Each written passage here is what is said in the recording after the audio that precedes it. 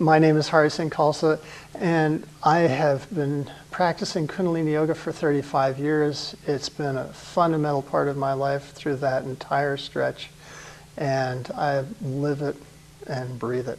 White Tantric Yoga for me started in a blazingly hot mountain site in New Mexico in 1975, and over the years I've done White Tantric Yoga maybe 25 different times in various locations around the world. It's always a unique experience, and no matter how many times I have done it, every time I sit down to begin the course, what I anticipate is never what takes place. It always surprises me, and at the end of every single course, I'm sitting there going, this was fantastic.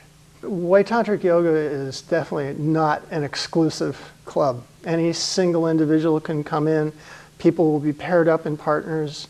If you have somebody that you wish to take the course with, great, bring a partner, but it's not an essential. When you first arrive at White Tantric Yoga, you will find people lining up in parallel lines in pairs, and typically partners grouped side by side with other partners, so that the entire room is a set of parallel lines of groups of two.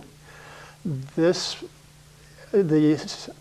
Singh Sahib described, or the Mahan Tantric described, as the ideal setup to create what he referred to as the diagonal energy, which we can think of as that which connects polarities, that was required to bring all the warmth, and it's warm, the warmth of White Tantric Yoga to the fore. In terms of sitting on the floor in these lines for long periods of time, definitely bring something soft to sit on.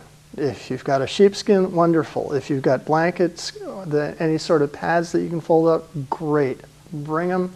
Makes all the difference in the world. The amazing thing about White Tantric Yoga is that some of these things that seem so incredibly simple that you could do for long periods of time in the comfort of your own home become massively difficult, and other things that you could not physically do at any given time are a breeze.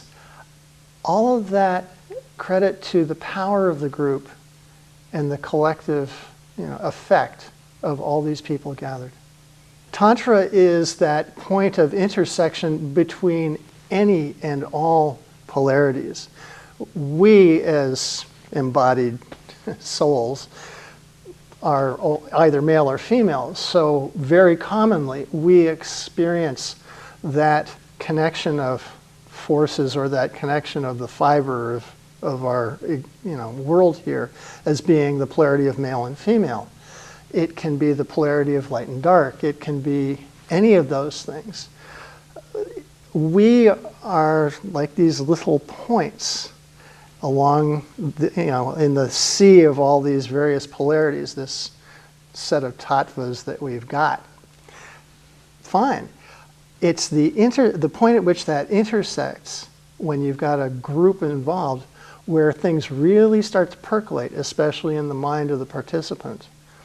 So it's the best expression of this I remember was one of the tantric facilitators up in front of us saying, this is about your mind.